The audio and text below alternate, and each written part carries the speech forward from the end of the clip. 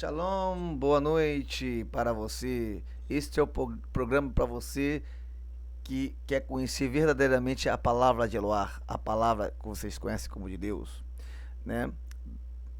Para que a gente, esse programa, em princípio, tem como objetivo falar a escritura dentro de princípios estabelecidos que o Criador lhe deu.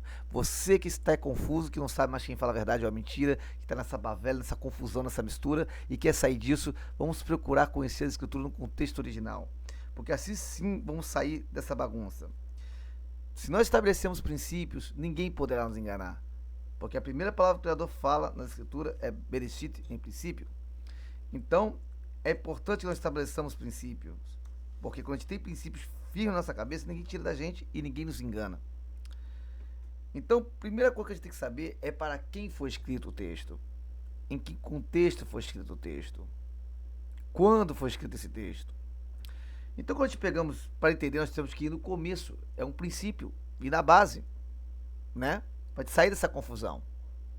Vamos partir primeiro para o texto de Bereshit. E o texto de Bereshit foi escrito para quem? Para o povo de Israel. Quem escreveu? Moshe. Com qual objetivo? Dar a história de um povo. Para dar legalidade, legitimidade a um povo. Porque um povo que não tem legitimidade, quem vai dizer alguma coisa para ele? Ele não tem legitimidade. É um povo que não tem história para contar. De onde é a sua origem? Hein? Se nós partirmos de um princípio que antigamente, né, naquela época, se você tem uma religião, você é de um país, o seu país é a sua religião. Tem essa de você ser do Brasil, tem a religião de Israel, não tinha isso.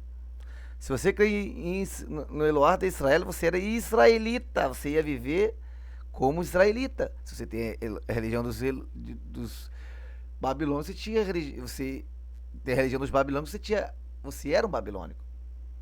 Era assim que são as coisas. Só que como a gente vive uma sociedade mais mudada e nós temos que entrar nesse assunto que será importante mais no futuro, o porquê será? O que aconteceu na história para te ter mudado de sistema político? Então, e quais são as influências sobre nós? Mas isso não é para hoje. Para hoje nós bastamos entender que o povo de Israel acabava de sair do Mitzrayim, do Egito, estava ali, Moshe escreve para eles para dar legitimidade como povo. Porque antigamente, lembra-se que religião é país e país é religião. Não tem diferença. É como se você botasse uma religião ali, né? E você estivesse do lado de outros países que eram outras religiões. E um queria dizer que era verdadeiro, outro dizia que era verdadeiro, e começava a guerra. E um achava que tinha direito à terra, que o outro povo era herege, assim não. E assim por diante. E outro não tinha direito à vida. E como é que um povo, se um povo assumir que eles eram falsos como religião, não fosse a primeira religião, não tivesse a história para contar, ele não tinha mais direito de existir. Ele seria perseguido por todos os povos, aí não sobreviveria. E um povo tem que saber ter sua história para contar. Como é que ele vai ser luz para as nações, se o objetivo de trazer a luz de Eloá para este mundo? Então, qual é a característica de dizer que eles tinham, quando Moshe mandava eles praticar a Torá, que a Torá existia desde os tempos mais antigos. Que a Torá, a religião que eles iam praticar é a religião mais antiga que existia. Que aquelas leis que eles iam praticar que já existia desde Adão. Ah, mas desde Adão? Sim. Vamos começar aqui, prestar atenção no texto? Vamos lá.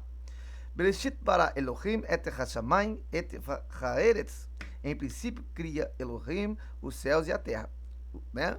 Tipo assim, quando fala em princípio, Beit é ímpar com Reshit vem de Rosh, cabeça, então o princípio de certo e errado não seria no início, no princípio. Então as coisas físicas têm os mesmos princípios das coisas espirituais. O que você planta, você colhe, né?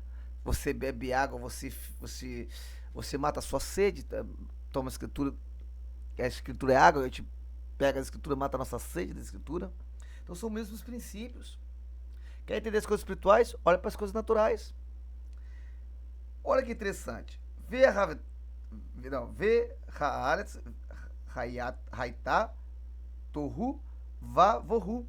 Vê Rocher. Olha aí. E a terra tornou-se sem forma e vazia. Ela tornou-se, ela não era sem forma e vazia. Tornou-se. Olha que interessante. Então a terra era perfeita e alguma coisa fez ela cair. Aí o Criador constrói toda uma terra, em qual a primeira coisa que ele realmente constrói, que ele cria. Luz. O que é luz? Luz para os meus caminhos, né? Lâmpada para os meus pés, é a sua lei. Assim diz Davi, o navio, o profeta. O navio, o profeta está interpretando isso aqui também. Então você vê na escritura, pode ser a Torá.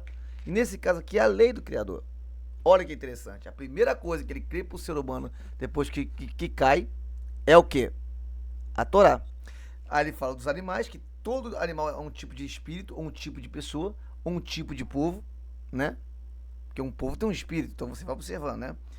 E quando ele fala do Éden, o que significa Éden? Fala lugar de delícias e prazeres. Olha que interessante. Delícias e vestidura. Olha aí. O que se tem delícia e vestidura? O corpo. Aí você pega este erro, Isaías, né? 58, diz o quê? Que nós somos um jardim fechado para ele. Olha que maravilha. Então a gente vai ver que o Éden é o que ali? Que ele estava simbolizando? O corpo. O que estava no meio do jardim que ele podia comer? Todas as palavras, como olhar, não tocar, não ver o fruto, estava falando de sexualidade, no virite, no hebraico. Então elas podem ter conotação sexual. Naturalmente estava falando disso. É tipo falar, não pode acariciar o fruto, não pode olhar com olhar 44, como se dizia antigamente, para o fruto. Não usou simplesmente a palavra olhar. Então, você vê que ele está falando que de sexualidade. Mas por que não falou assim, assim não? Porque eles não tinham essa mentalidade de falar assim. Eles eram santos, tzadik, Moshe era um homem de tzadik, Moshe era um justo, homem puro, homem santo. Ele não ia falar como as pessoas falam hoje. Mas o objetivo ali também não era falar diretamente de sexo. O objetivo era falar de quê? De adoração, né? E aí, como que acontece as coisas? Você observa, por exemplo, que o homem é a liderança, a mulher ali no caso, que é a congregação. Quando Eloá fala para ela não comer, aí Rassatã vai conversar com ela, fala, não pode comer, nem comer e nem pode tocar, nem comer, né? Mas o Criador não falou que pode tocar. Então o que está falando aqui pra gente, qual é o princípio? A congregação geralmente tem um grande erro de acrescentar. Olha aí. E ela erra geralmente quando conversa com o inimigo, Rassatã, o acusador. Olha aí. E aí, você pega que vê que Adão não é enganado, Adão cai, se deixa levar. Aí fala da liderança. Olha como a liderança às vezes se deixa levar, né? Pela vez o povo, muitas vezes, né? Pela congregação. Olha que interessante. E aqui fala de idolatria. É o que mais derruba o ser humano. Olha que interessante. Então, quando também o Satanás usa a palavra, o Criador fala a palavra de sabedoria, ele da árvore da vida, conhecimento do bem e do mal, a palavra é da At, conhecimento intrínseco. Ou seja, o mal está dentro de Adão e Havá. Adão e Havá conheciam o bem e o mal, eles eram sábios, só não tinha dentro deles. Mas quando come aquela fruta, estaria dentro deles. E quando Rassatã fala da palavra da árvore do conhecimento do bem e do mal, ele usa a palavra Sahar, sabedoria, que ela vai se tornar sábio. Não era necessariamente como da At, diferente. Você está entendendo o que está acontecendo? Satanás faz o primeiro o quê? Mudança de palavras. Cuidado quando se muda as palavras. Olha que interessante. Então, nós começamos a entender o que está acontecendo. Olha que interessante, né? Vamos continuando, aí vai Adão, tem aquela questão de tudo que acontece, tem os filhos, e quando é que o Criador realmente fala com o povo de novo, hein? Quando que aparece o povo de Eloá de novo? Já que Caim, né? Caim e Ravel, Abel, e já faziam um sacrifício. Olha que interessante. É a Torá. Porque Caim ele estava com. Ele estava com medo de ser morto, porque todos que vissem ele iam matar ele por causa da Torá. A Torá mandava matar assassinos. E por que ele foi para uma cidade? Porque havia cidades de refúgio, como diz na Torá. Olha que interessante. Mas vamos continuando. O interessante é que Enoshet e Enosh, que as pessoas falam de Set e Isno, Shet e Enosh, passaram a invocar, aí passaram a invocar o nome de Yehuvé, invoca-se o nome dele, Yehuvé, né? Olha que maravilha. E aí, ou seja, olha o princípio, a primeira coisa que tem de característica o povo de Eloá é invocar o seu nome. Interessante, né? Olha que coisa mais linda. Então, vai observando essas coisas, o que está acontecendo. Olha aí. Aí no capítulo 6, né? No capítulo 6 as pessoas questionam, eram os gigantes ou eram pessoas normais que estavam, ou eram pessoas apenas gloriosas, coisa do tipo. Vamos ver o texto. Verraí que Rehel ha-adam larov al pnei ha-adama uvalnor vanot yu ledu lahem vai reu. Então aqui ele começa a falar que aconteceu, né? Que quando os homens tornou-se numerosos sobre a face do solo e as filhas geraram para eles e viram que os filhos de Elohim viram, né, que eram humanos, eram boas e elas tomaram para eles, é mais página, vai Kiru, né? Deles, né? Olha só que vai que interessante.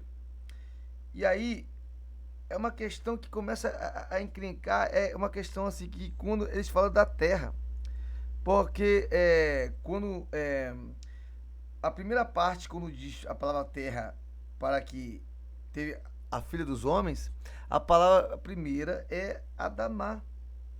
Olha aqui, vamos ver aqui, ó. Rua para ó.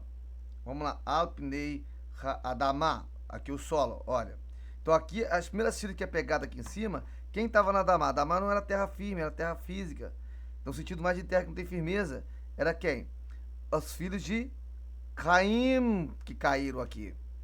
Aí depois ele vai ver Irihu, né? Venei ha Elohim, viu os filhos de Elohim, ó, Benot ha Adam que tovot, Rená, e elas que e tomaram para eles mulheres que. Mas aqui você vai ver que a palavra que aparece para a terra aqui, ó, você vai ver que é a palavra Eretz. Na segunda parte que vai aparecendo é a palavra Eretz. Não é a palavra Adamá. Entendeu? Então, quando você vai vendo o texto, vai descendo, você vai vendo que a palavra era Eretz para a terra, não era mais a palavra Adamá, porque aí já eram as filhas de Shet que caíram com os anjos. Com os anjos. E por que cremos que era um anjo, que era um gigante? Porque temos o Og, que tinha o Og era um homem que tem na escritura, que ele tinha uma cama, que se eu não me engano, alguns dizem 13 metros, outros 4 metros. Tem o caso de Golias, que ele tinha 3 metros. Né? E tinha o livro de Hanor, de Enoque, que é citado no livro de Yehudá e Judas, né? Como um livro inspirado. Olha que interessante. Então, você vai vendo que havia gigantes sobre a terra. E no mundo inteiro, na história da humanidade inteira, sempre alguém fala de gigantes. Em Roma tinha rei gigante. Ninguém fala isso pra você, né? Quer dizer que a grandeza desse homem. Não, não, não, não. Eles eram gigantes. Olha que interessante. Temos marcas no mundo inteiro de que havia gigantes. Quer ver prova disso? Olha aqui, ó.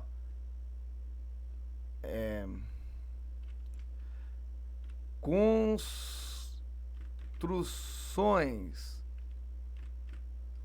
antigas não conseguimos construir. Olha aqui. Imagem. Ó. Tem cidades no mundo antigo que a gente não consegue construir até hoje. Isso aqui, ó. Stonehenge. Tá aqui, ó. Não tem explicação. Né? Você vai pegar aqui, não tem explicação. Olha aqui, ó. Mostrou Namadol, Pumapunco, As Cavernas de Logion. Olha só, Puma Pungo tem um documentário que mostra que ela foi serrada como parecendo como um serra de diamante.